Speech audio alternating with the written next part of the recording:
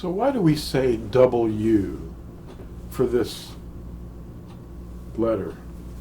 It looks like two V's combined together. Why do we say that? Double U.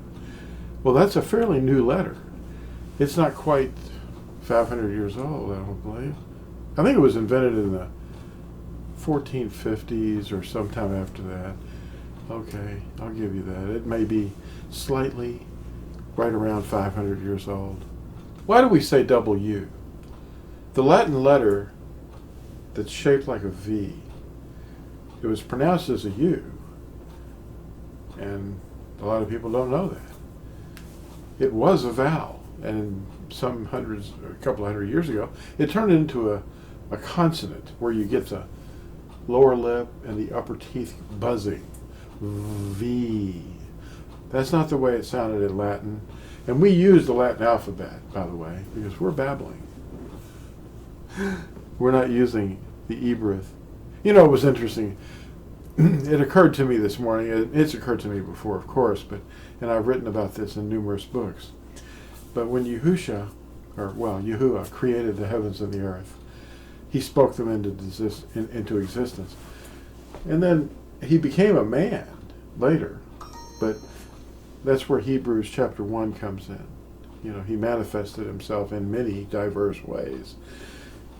But in these last days, he became human and walked among us, and he did marvelous things.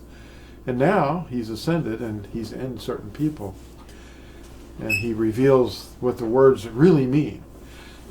Well, where was I going? Okay. We started off with Sinai, when he gave us the marriage vows. He said he became the husband of Yisrael, the 12 tribes, and a mixed multitude. They all came out together out of this prison, you know, and they were free. They were no longer slaves. They spent 430 years there, you know. But they weren't slaves all those years. They were just enslaved progressively. You know, slowly they started to get taxed, and stuff got owned by the government, and they started getting bossed around. Then they started making stuff for the government, who happened to be the king of Babel at that time. We call him the Pharaoh, but he was in Mitzrayim. He was the enemy. He was inhabited by the enemy. But the thing that happened was they made a marriage covenant with Yahuwah, and they received this on 2 tablets of stone. One was for the husband, written on both sides. It says this in the scriptures, that it was 2 stone tablets, and they were written on both sides. One was the wife's, and the other was the husband's, and it was kept in a very special little gold box called the Ark of the Covenant. The covenant was the thing that we should be talking about, not the box. But this covenant was now written on our hearts. But anyway, the script that they were seeing wasn't Aramaic or Aramith script, as most people would propose it was. What would they be doing with the Aramaic script over in Mitzrayim, and then coming out and being able to read that? Yahuwah wouldn't use that script. That was the script of their captors.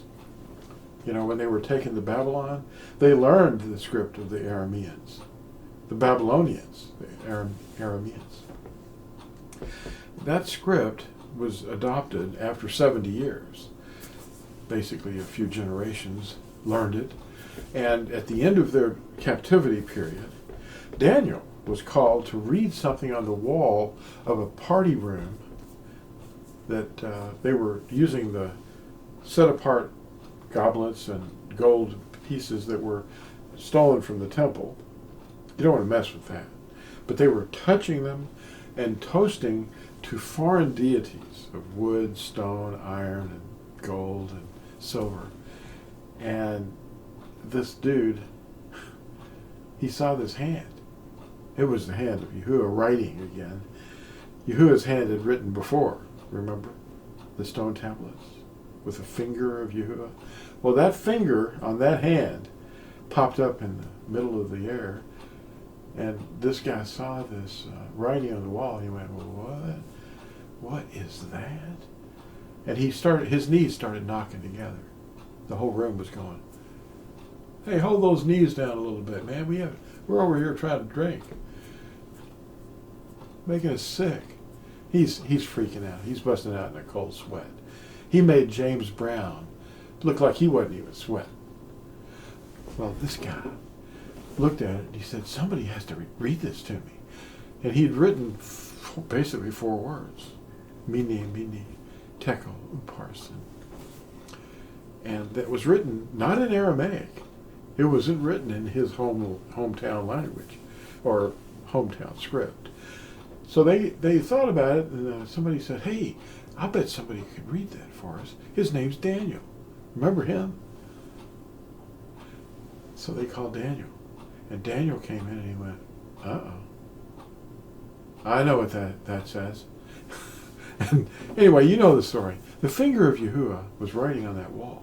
He wasn't using Aramaic. A lot of teachers will tell you, "Oh yeah, he was reading that." And then they call the finger of Yahuwah's script chicken scratch. I've heard that term. The alphabet and the words that you see me write Yahuwah's name in, that's on the scroll in the Hekel Sefer, in the Shrine of the Book in Jerusalem, they call it chicken scratch. Not the Aramaic, but the name. That's what they're calling chicken scratch. Don't do that. That's what they're doing, though. They're saying, "Oh yeah, he wrote that on the wall with chicken scratch that he likes." No, he doesn't. He didn't write that. This is something special. This is an alphabet that you need to defend. Not that the other alphabets are wrong or evil. It's just not the one that he wrote. So I want to show you on the screen here an interlinear.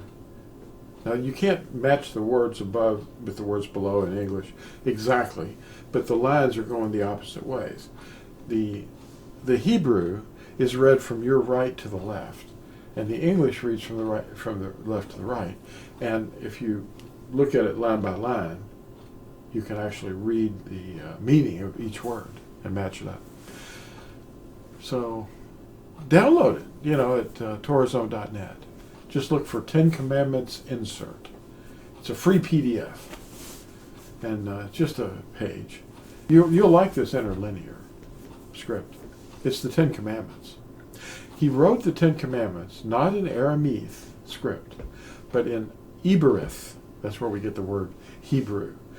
The great-great-grandfather of Abraham was Eber, which is a word that means to cross over. That's where we get our word over. Over. It's Eber. It means over. Crossed over.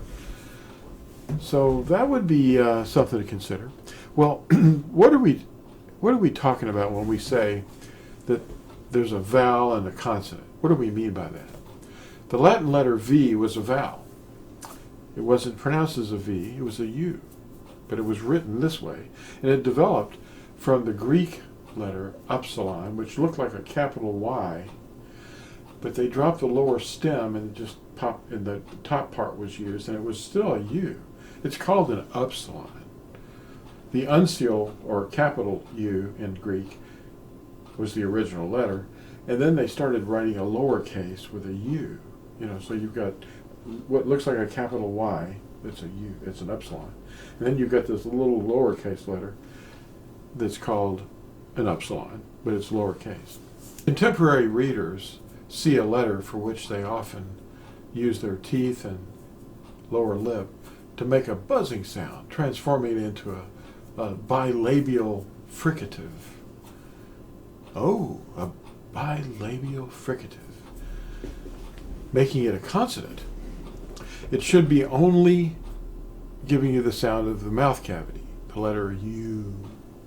See, there's no lips, no teeth, no tongues, no guttural noises coming out of the throat. It's just U. Now the tongue is part of the mouth cavity, but it doesn't get involved as a direct stopping of the air or popping or anything like that. See that? Otherwise it would be a consonant. See, vowels just use the mouth cavity. And the 4 letters of the name Yahuwah are all vowels. All 4 of them. There's no J. It's not Jehovah. That's not it. That's not his name. It's very odd that people would think it is. But there's no consonant sounds in his name. It's just all mouth cavity and breath. Yahuwah. No buzzing, no clicking, no hissing through the teeth. See, if you say S, that's a consonant. So the W was invented by a typesetter. And later, the single letter developed the buzzing that we all mistake it to make. The lips and teeth make the V sound into a consonant. W origins can be found on my website, Fossilized Customs /w.html. Yeah. The Greek attempt to make the sound of the name Yahuwah was transliterated into the Greek letters I-A-O-U-E. Yahuwah. No consonants. And that was Clement's attempt to use the Greek letters. You can look him up. He was a circus father, but he was probably the least impactful dude. He didn't bring much strange fire in, except for the fact that he recommended the elders to be the ones that decided everything. But the real Hakadosh has to do that. That's Yahusha. The tail was added to the iota as a decorative flair when used as the first letter of a proper noun, like a name or a place, or beginning a sentence. Weird things happened as the babbling progressively got worse.